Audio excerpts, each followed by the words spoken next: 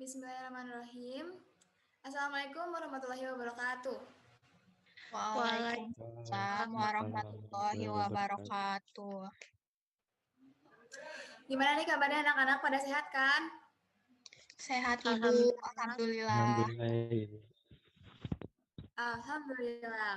Nah, hari ini ketemu lagi sama Ibu di mata pelajaran dasar desain grafis ya. Sebelum kita mulai pembelajarannya, kita berdoa dulu ya. Berdoanya dipimpin sama KM kayak biasa. Sebelum dimulai, langkah baiknya kita berdoa. Berdoa menurut kepercayaan masing-masing. Dimulai.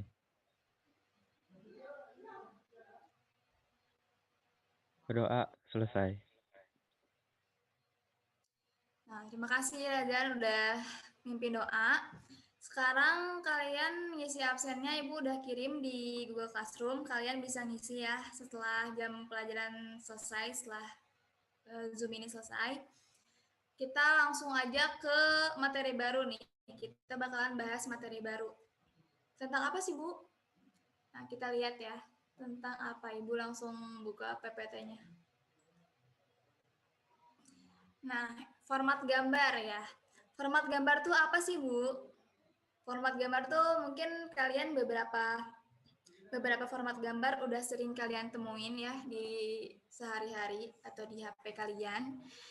Kayak PNG atau JPEG atau GIF itu mungkin kalian udah familiar sama itu. Nah, kita akan ngebahas format-format gambar lainnya juga karena ini tuh penting untuk kalian pahamin sebelum nanti kita ngedesain digital di Korea atau di AI ya. Kalian harus paham dulu format gambar itu apa aja dan fungsinya apa gitu. Nah, tujuan pembelajaran ini setelah pembelajaran ini selesai, kalian diharapkan bisa menjelaskan format gambar, fungsinya apa, terus juga bisa menganalisis dan membandingkan perbedaan berbagai format gambar itu dengan tepat gitu setelah kita belajar. Jadi kalian harus paham dan harus ngerti lah ya buat nanti kedepannya kita belajar desain grafis. Format gambar itu merupakan suatu representasi spasial dari suatu objek dalam pandangan 2 dimensi atau 3 dimensi. Nah, apa sih Bu? Kok bingung banget bahasanya nih? Jadi bahasa sederhananya format gambar tuh file output atau ekstensi dari file yang kalian nantinya simpan gitu. Kalau misalnya kalian udah ngedit atau kalian udah bikin sesuatu desain, nanti kalian simpan sebagai file apa, nah itu disebut format gambar. Secara garis besar, format gambar itu ada dua, ada vektor dan ada bitmap. Kalau vektor itu merupakan susunan dari garis-garis, sedangkan bitmap itu susunan dari titik atau pixel. Makanya mungkin teman-teman kalian ada yang suka nanya, itu kamu berapa pixel atau itu ukurannya berapa pixel? Nah itu tuh bitmap. Nah selain pixel dan bitmap ada juga lebih ke mendalam lagi, lebih menjurus lagi apa aja. Misalnya ada file format lainnya gitu. Kayak misalnya ini Photoshop dokumen atau PSD. Ini tuh format PSD ini asli dari ada Photoshopnya. Jadi kalau misalnya kalian ngedit, kalian bikin sesuatu di Adobe Photoshop terus kalian simpan, itu biasanya pilihan pertamanya tuh akan disimpan dalam format Photoshop dokumen atau PSD gitu. Jadi kalau misalnya kalian mau buka lagi filenya atau kalian mau edit lagi itu bisa gitu.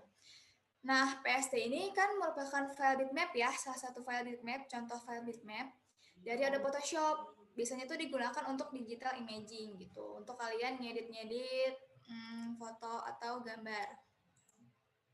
Lalu selanjutnya ada EPS atau Encapsule PostScript. EPS ini sering digunakan untuk keperluan pertukaran dokumen antar program grafis dan suka dipakai kalau mau nyetak gambar. EPS ini punya keunggulan dan punya kelemahan ya.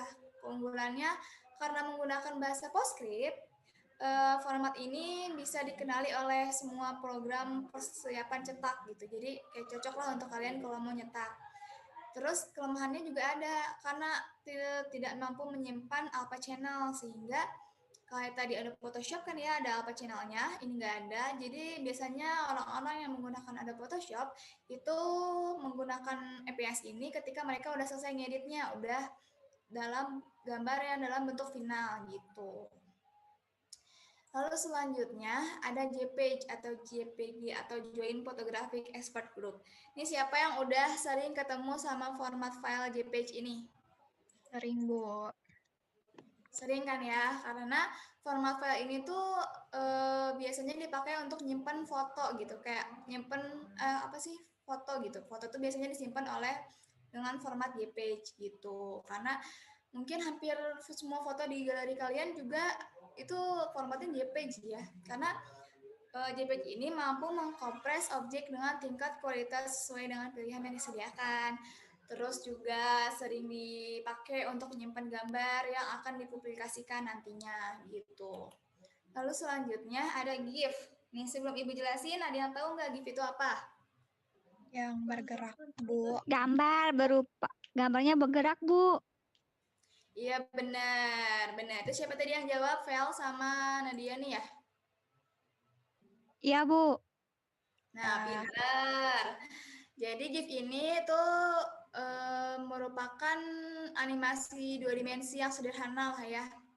Bisa dipakai juga kalian kalau misalnya di WA kan ya ngirim video kurang dari 5 detik tuh videonya pasti bisa diubah ke GIF gitu. Jadi pasti udah sering kalian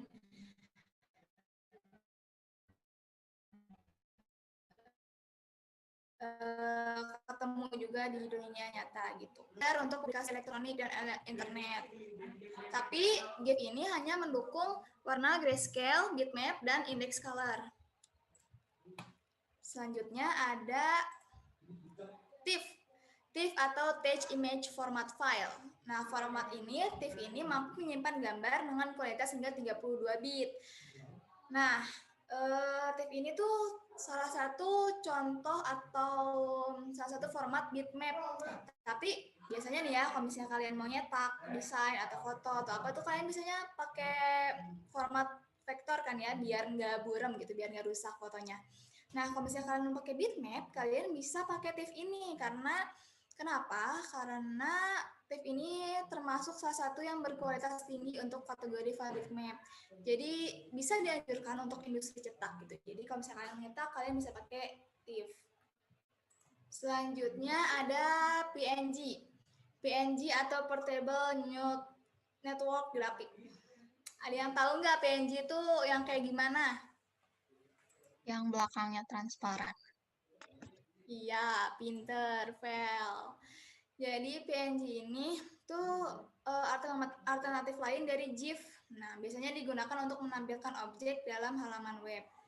Kelebihan PNG dari GIF tuh apa sih, Bu? Nih, kemampuannya tuh untuk menyimpan file dalam bit depth hingga 24 bit, serta mampu menghasilkan background yang transparan, kayak yang Vel tadi bilang gitu. Lalu selanjutnya ada RAW. RAW ini format file yang mirip-mirip lah ya sama JPEG. Tapi ini tuh fleksibel untuk pertukaran dokumen antar aplikasi dan platform. Format RAW ini bisa menyimpan mode warna RGB, CMYK, grayscale dengan satu apa channel. Nah, Ibu kelebihan RAW dibanding JPEG itu apa sih? Ini kan dibandingin ya. Kalian bisa lihat sendiri. Kalau misalnya RAW ini bisa dapat detail lebih banyak. Terus juga hasil cetaknya lebih baik kalau misalnya kita cetak. Terus juga biasa dipilih sama fotografer profesional. Lah kenapa? Kenapa dipilih sama fotografer profesional? Karena RAW ini tuh gampang diedit. Kalau misalnya diedit tuh nggak akan berkurang kualitas gambarnya gitu. Jadi biasanya fotografer profesional nyimpan fotonya pakai RAW gitu. Nah, udah segitu aja materinya. Nah, udah selesai nih materinya.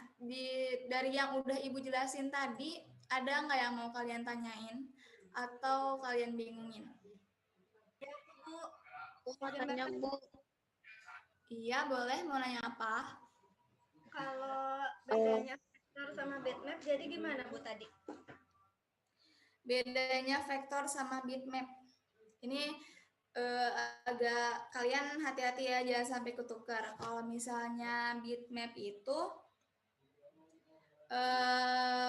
dari ukuran pun, dari size ya, dari file itu vektor tuh memiliki ukuran file lebih sedikit, lebih kecil dibandingkan bitmap gitu. Terus juga dari kalau misalnya kita zoom nih, kalau kita zoom gambar vektor ataupun gambar bitmap, kalau misalnya kita zoom vektor tuh nggak akan pecah gitu.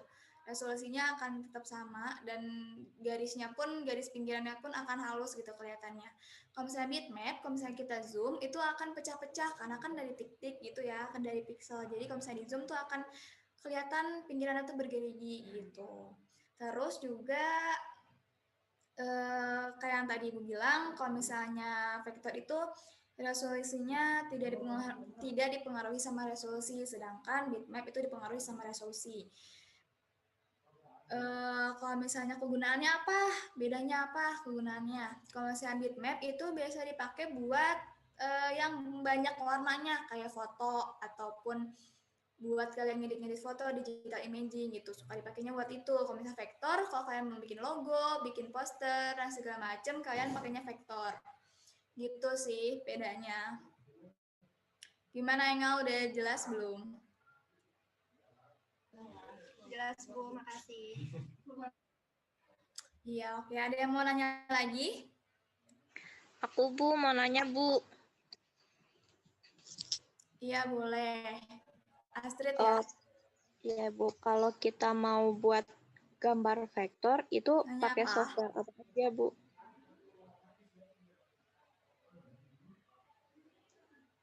Kalau kita mau bikin gambar vektor, ada aplikasi software apa Kalau aja bisa Bu? diulangin?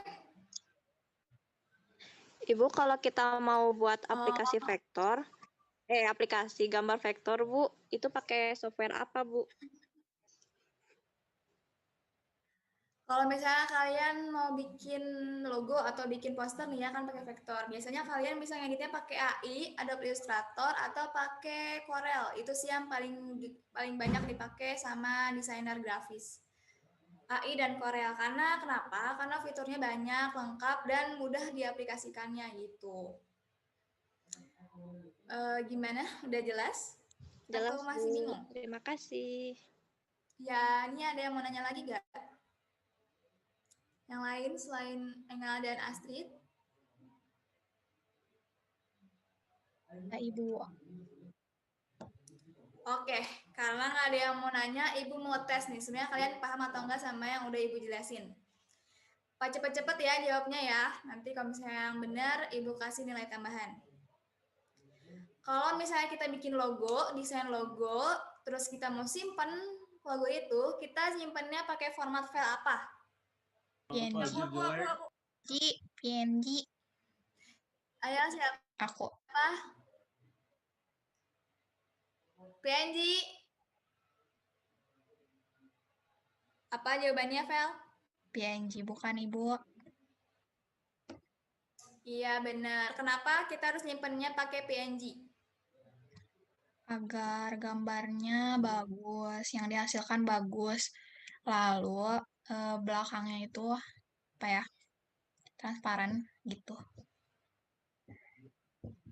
Pintar. Nah, benar ya kata Vel, kalau misalnya kita mau bikin logo ataupun sesuatu yang akan diaplikasikan lagi ke desain lain, itu bagusnya pakai PNG biar nanti ngeditnya gampang gitu. Oke, semuanya udah pada paham ya, udah pada ngerti? Karena udah paham, karena udah ngerti, ini ada sedikit oleh-oleh buat kalian.